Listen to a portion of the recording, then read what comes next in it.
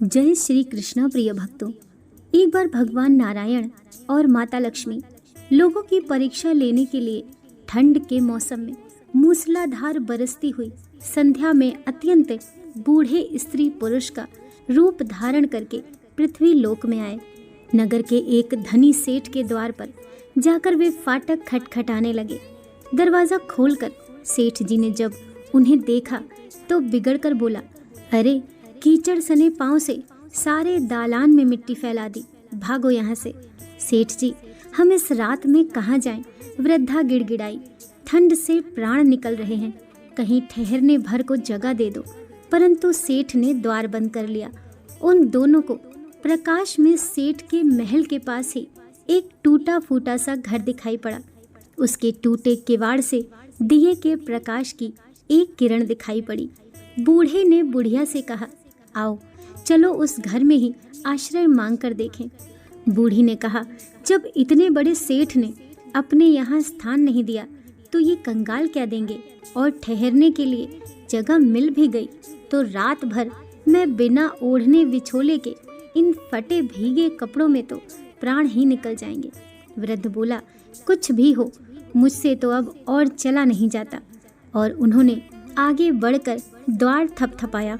दूसरे ही क्षण हाथ में दिया थामे मैली फटी साड़ी पहने एक स्त्री ने द्वार खोला। उन दोनों की दशा देखते ही वह करुणा भरे स्वर में बोली, हाय हाय, आप लोग इस अंधेरी रात में कहाँ भटक रहे हैं? आइए भीतर आ जाइए। उन्हें सहारा देकर वह भीतर ले गई। छोटी सी कोठरी में दो टूटी फूटी चारपाइयाँ पड़ी थीं। उनमें से एक को खाली करके स्त्री ने उनसे बैठने को कहा। दोनों के कपड़ों से जल चूकर कोठरी गीली हो चली, परंतु उस स्त्री ने इसकी तनिक भी चिंता न करके जल्दी जल्दी अंगीठी में आग सुलगाकर उन्हें तापने को कहा।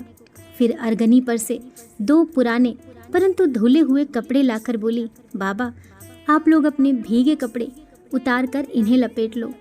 क्या करूं, मैं बहुत गरीब हूं, इससे इन्हीं दो कपड़ों से गुजर करनी होगी। आपके कपड़े मैं निचोड़ कर फैला दूंगी। उन्हें कपड़े बदलवा कर वह दालान में गई और दो पीतल की छोटी छोटी थालियों में बथुए का साग तथा बाजरे की रोटियां रख कर ले आई।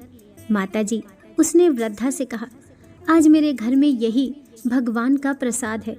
मुझे बहुत दुख है कि ना तो घर में घी है, ना ही दूध और ना चीनी।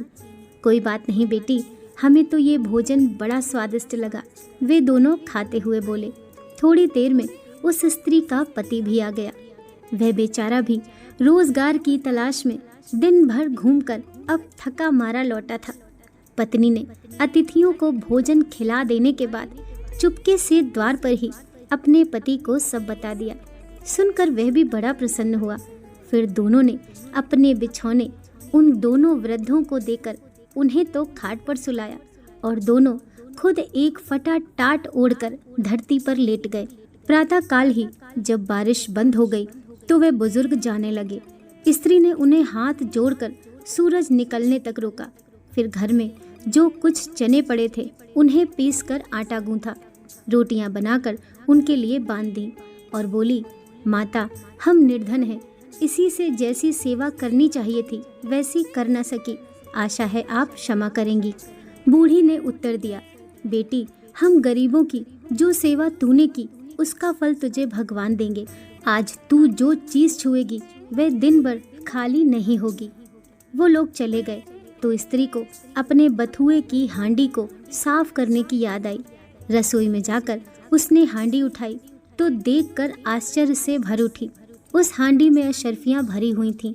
अब जो उसने उसे उलट कर देखा तो वह दोबारा भर गई। वह उन अशर्फियों को उठा कर रखती और हांडी में दूसरी भर जाती। दिन भर में उसकी कोठरी अशर्फियों से भर गई। बस फिर तो उसके पति ने उन अशर्फियों को बेचकर बढ़िया मकान ले लिया, एक कपड़े की दुकान खोली, घोड़ा गाड़ी खरीद ली और वे सुखपूर्वक रहने लगे। सेठ को जब ये समाचार मिला कि उसके निर्धन पड़ोसी एक रात में ही अमीर हो गए हैं तो उसने स्त्री तथा उसके पति को बुलाकर कारण पूछा। स्त्री ने सरलता पूर्वक सब कथा सुना दी। अब तो सेठ और सेठानी को दिन रात यही चिंता रहने लगी कि किसी प्रकार वे करामाती बूढ़े बुढ़िया मिल जाएं, तो वे भी घर भर अशर्फियाँ प्राप्त कर लें।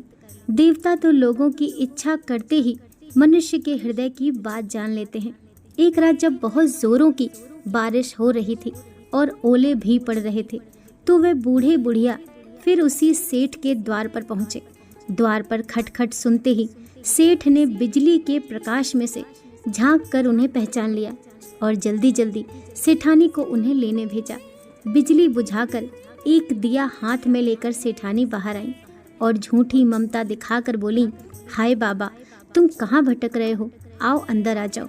फिर घर की सबसे टूटी चारपाई पर उन्हें बैठा दिया।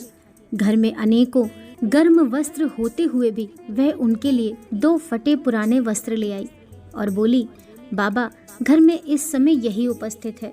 ओढ़ने को 2 फटे कंबल भी कहीं से मंगा कर दिए। फिर सेठ सेठानी भी उसी कमरे में गद्दे बिछाकर धरती पर लेट गए।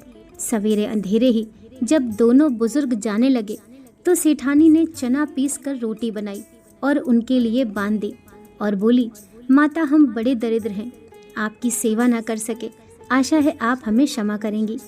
बूढ़ी ने कहा, बेटी, जैसी सेवा तूने की उसका फल तुम्हें भगवान देगा। हाँ, आज तू जिस काम को हाथ में लेगी वह दिन भर समाप्त ना होगा। उन लोगों के जाते ही सेठ सेठानी में झगड़ा हो पड़ा। सेठ चाहता था कि बथुए की हांडी मैं खोलूं और सेठानी चाहती थी कि मैं खोलूं।